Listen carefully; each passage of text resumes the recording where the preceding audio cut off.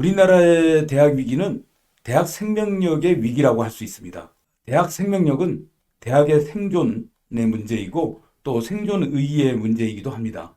따라서 대학의 위기, 즉 대학 생명력의 위기는 대학 생존의 위기이고 대학 생존의의 위기라고 나누어 접근할 수 있습니다. 입학생 충원이 안 되어 입학 정원이 미달되는 대학은 생존의 위기에 처해 있다고 할 수 있습니다. 많은 지방대학이 생존의 위기에 처해 있습니다. 입학생 충원에 어려움이 없는 대학들은 생존에는 어려움이 없을 수 있습니다. 그렇지만 대학 본연의 정체성, 즉 품격을 상실하였거나 교육과 연구 여건의 질이 떨어져 생존의의 위기에 처해 있다고 할 수 있겠습니다. 2021년 5월 20일 유기용 국회의원실에 2021년도 신입생 등록률 분석 자료에 잘 나타나고 있는데요. 전국적으로 4만 538명 정도의 정원을 채우지 못했다고 합니다.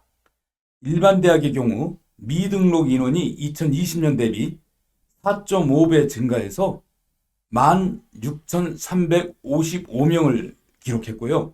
전문대학의 경우는 24,183명이 미달하였습니다. 신입생 등록률은 일반 대학의 경우 2020년 대비 4.0% 하락한 94.9%였고요. 전문대학은 9.9% 하락한 84.4%를 기록한 것으로 나타났습니다. 지역별로는 차이가 많이 나고 있는데요. 일반 대학의 경우 경상남도에서 2021년에 85.0%의 가장 낮은 신입생 등록률을 보였습니다. 강원, 경북, 전남, 전북, 제주 지역도 90%에 미달하였습니다. 전문대학의 경우는 더 심각합니다. 대전이 71.8%로 가장 낮았고요. 부산, 제주, 충남, 충북 지역도 80%에 미달하였습니다. 그런가 하면 국공립대학에서도 미달이 발생하였는데 경북의 경우 2020년 대비 14.8% 낮아진 84.9%였고 전남이 9.7% 낮아진 89.7%를 나타냈습니다. 대학의 대규모 미충원 상황은 이제 몇몇 대학의 문제가 아닙니다. 국공립대학을 포함한 전체 대학의 일반화된 현상으로 확대되고 있다고 보입니다. 앞으로 학령 인구가 계속해서 감소함에 따라 대규모 미달 사태로 인한 대학의 생존 위기 역시 더욱 가속화될 전망입니다.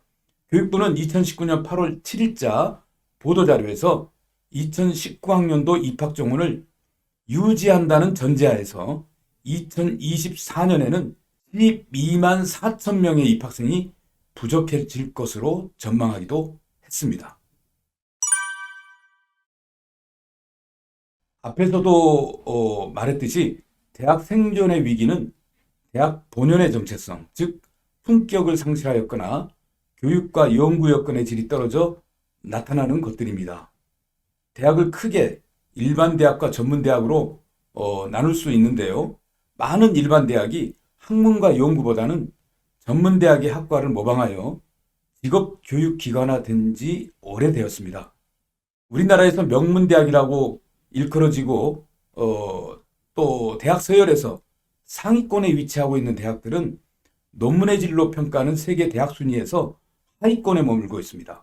예를 들어 서울대학교는 라이덴 랭킹 2020년 발표에서 평가 대상 1176개교 중 818위였습니다.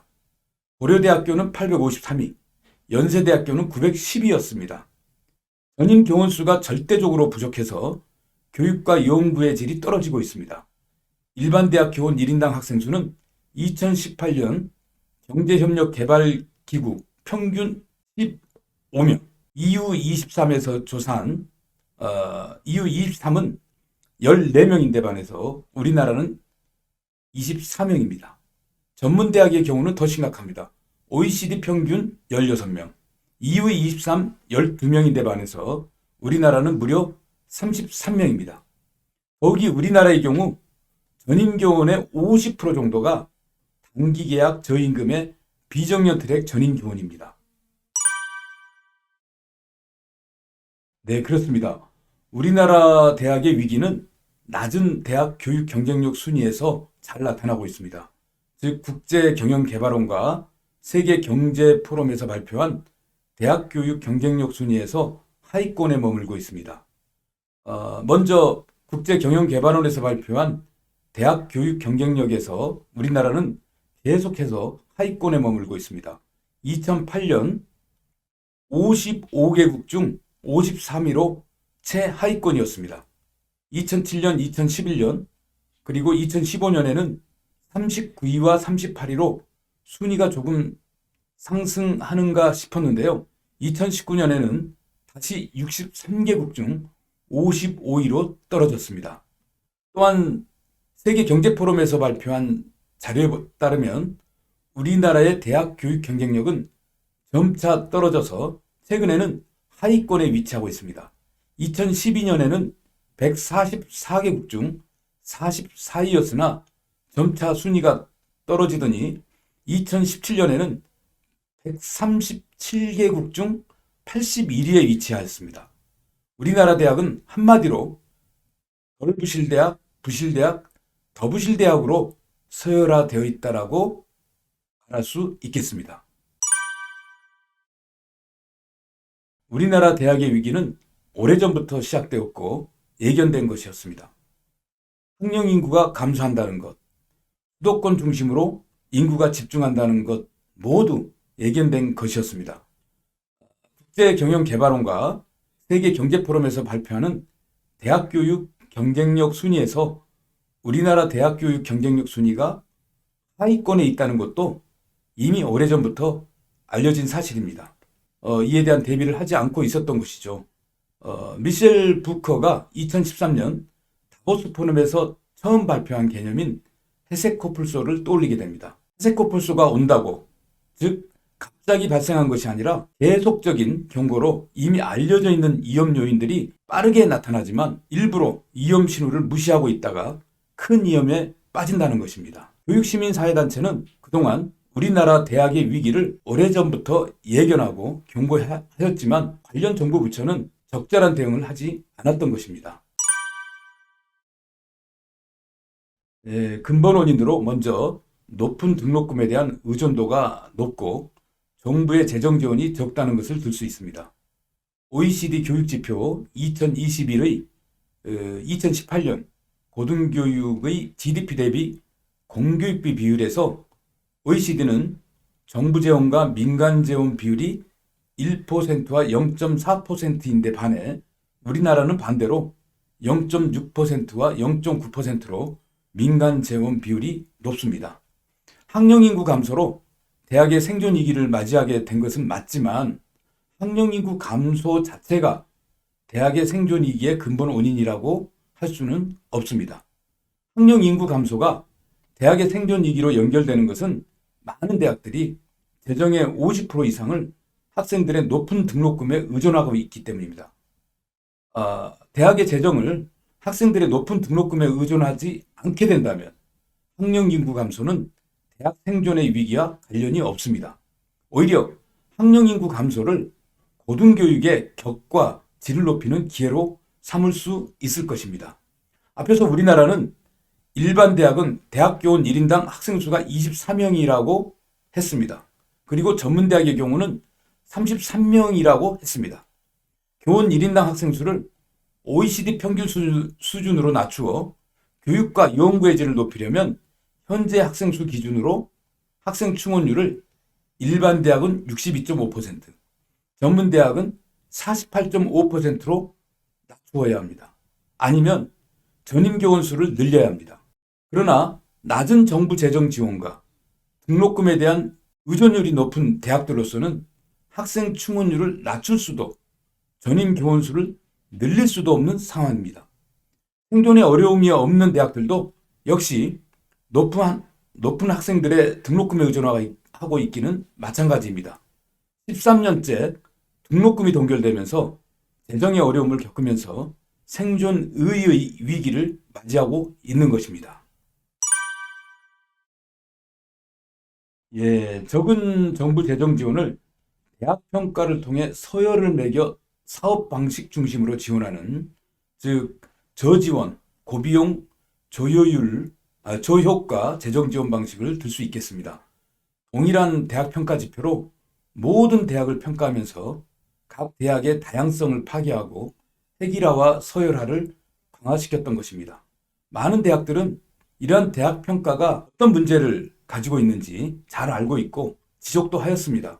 그렇지만 또 한편으로는 재정 지원을 조금이라도 더 받기 위해서 행정력을 낭비하고 대학 평가에 대비한 서류 작업에 매달리고 줄을 서고 있습니다. 대학 평가를 통해 지원받은 재정은 대부분 칸막이식 단기 사업 방식으로 집행하도록 되어 있어 대학별 여건에 맞게 일반 경비로 집행하기 어렵습니다. 또한 GDP 대비 0.6%의 적은 정부 재정 지원을 대학 간 서열에 따라 지원하면서 대학 서열과 교육 불평등을 강화시켰습니다. 2019년 정부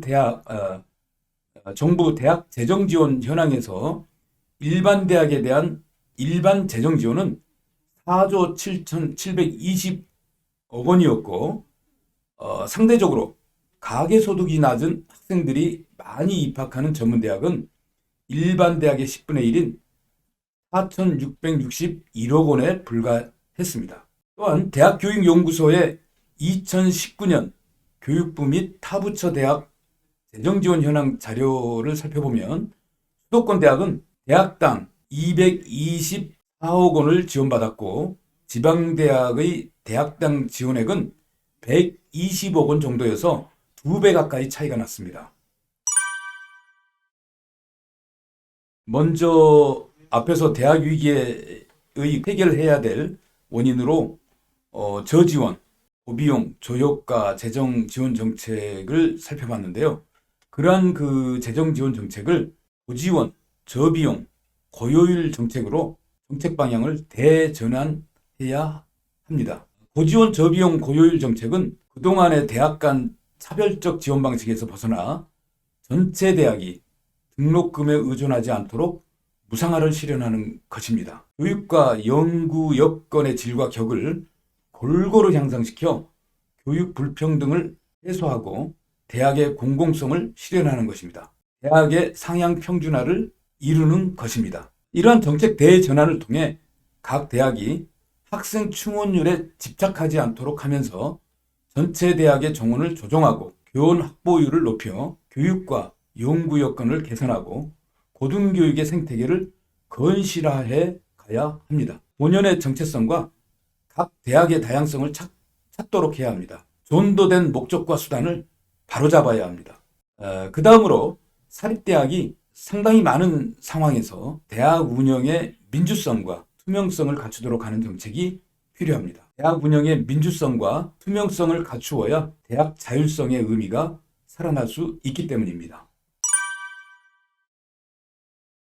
고지원, 저비용, 고효율 재정지원 정책에서의 고지원이라는 것은 OECD 국가 평균 수준인 GDP 대비 1.0%를 의미합니다. 안정적인 정부 재정 확보를 위해서는 이를 뒷받침하는 제도와 법이 필요한데요. 고등교육 재정 교부금법의 제정을 들 수 있겠습니다. 고등교육 재정 교부금 법안은 2004년 11월 4일 17대 국회에서 처음 발의되어 21대 국회까지 11번 발의되었습니다. 발의된 법안들은 공통적으로 고등교육기관의 안정적인 정부 재정 확보를 통해 대학의 공공성을 확대하고 균형 있는 발전을 도모하는 데 목적을 두고 있다는 것을 잘 알 수 있습니다. 고지원, 저비용, 고효율 재정지원 정책을 위해 조속한 고등교육 재정 교부금법 제정을 기대하고 촉구해야 되겠습니다.